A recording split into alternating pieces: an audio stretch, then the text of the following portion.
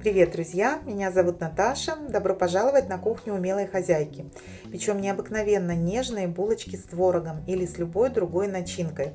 Они получаются просто волшебные, и всего лишь один ингредиент сделает тесто нежным, пуховым и невесомым, как облачко. Такие булочки не черствеют даже на следующий день, а сделать их очень просто, справится любая хозяюшка.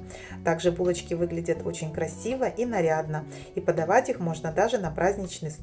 В описании под видео указано количество ингредиентов. Друзья, приглашаю вас подписаться на мой канал, у меня вы найдете много вкусных и простых рецептов.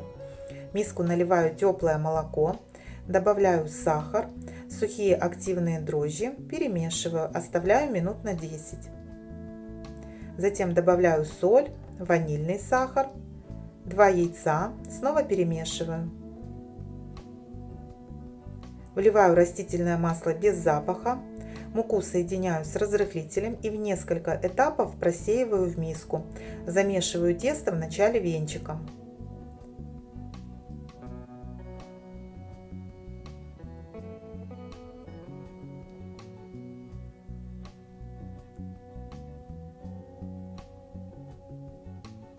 Вымешиваю тесто руками прямо в миске. Оно сначала будет очень сильно прилипать, но так и должно быть. Когда вся мука уже вобралась в тесто, то я добавляю сливочное масло комнатной температуры и уксус. Если у вас есть яблочный, добавляйте его. Если нет, то можно обычный 9%. И именно уксус делает наше тесто пуховым и таким вот мягким, волшебным. Теперь я вымешиваю тесто не менее 7 минут до той поры, пока оно не перестанет прилипать к стенкам миски. К рукам оно еще немножко может прилипать, но лучше пусть будет так, муки больше не добавляйте. Кладу в миску, накрываю пищевой пленкой, оставляю на 1 час или до полного подъема. Затем припыляю силиконовый коврик мукой, выкладываю тесто. У меня, посмотрите, за час оно подошло шикарно. Дрожжи хорошие, свежие. Обминаю тесто, делю его на 2 части и одну часть убираю под пищевую пленку, чтобы она не заветрилась. Со второй части формирую колбаску, которую делю на 8 частей. Ничего не взвешиваю, делаю все приблизительно. Какая-то булочка будет чуть больше, какая-то меньше, не страшно. Каждую часть теста округляю и формирую вот такие симпатичные колобочки. И теперь можно приступать к формированию булочек. Делается это несложно. Раскатываю каждый колобочек вот в такую вот лепешку диаметром приблизительно 15 сантиметров. И делаю 3 надреза. 1 внизу и 2 по бокам. В центр кладу начинку, в данном случае у меня сладкий творог. И вот так защипываю в форме лепестка. Сначала 1 лепесточек, потом 2 и в самом конце 3. И получается вот такая симпатичная то ли розочка, то ли тюльпанчик, как хотите назовите. Но очень даже, мне кажется, выглядит красиво. И таким же способом формирую остальные булочки.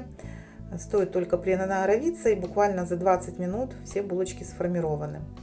Лепешечку раскатываю не сильно тонко. Ну вот, смотрите, приблизительно ширина 5, толщина, вернее, простите, 5 миллиметров.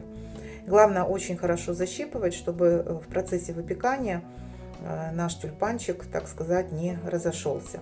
Но с моими ничего такого подобного не случилось. Со второй частью теста я поступаю точно так же. Формирую колбаску, делю на 8 частей, округляю и затем уже формирую булочки-тюльпанчики.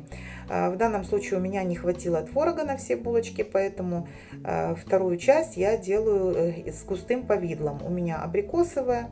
Ну, начинка не имеет значения, тут здесь только настолько вкусное тесто, что эти булочки будут вкусны с любой начинкой, даже с несладкой, просто можно в тесто не добавлять столько сахара. И вот по такому же принципу получаются вот такие симпатичные булочки. Выкладываю их все на противень, застеленный пергаментной бумагой, накрываю пищевой пленкой, оставляю на 20-30 минут для расстойки. Желток одного яйца соединяю с молоком, и когда уже булочки подошли, смазываю этой смесью. Посмотрите, как шикарно они подходят.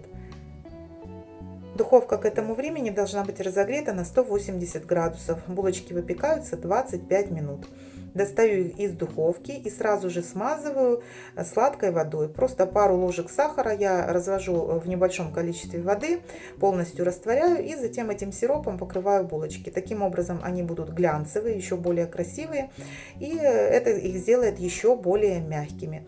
Накрываю полотенцем, даю остыть, и посмотрите только, какие нежные, мягкие булочки получаются. Но в самом деле, без преувеличения, настолько воздушное тесто, вот именно эта ложка уксуса, она имеет большое значение. Посмотрите только, какое волокнистое и нежное тесто. Друзья мои, благодарю вас за просмотр. Желаю вам приятного аппетита, отличного настроения. Надеюсь, что видео было вам полезным. Если так, то не забывайте ставить лайки и подписываться на канал, чтобы не пропускать новые вкусные рецепты. Делитесь понравившимися с друзьями и жду ваших комментариев. Это лучшая награда для меня. Желаю мира и добра.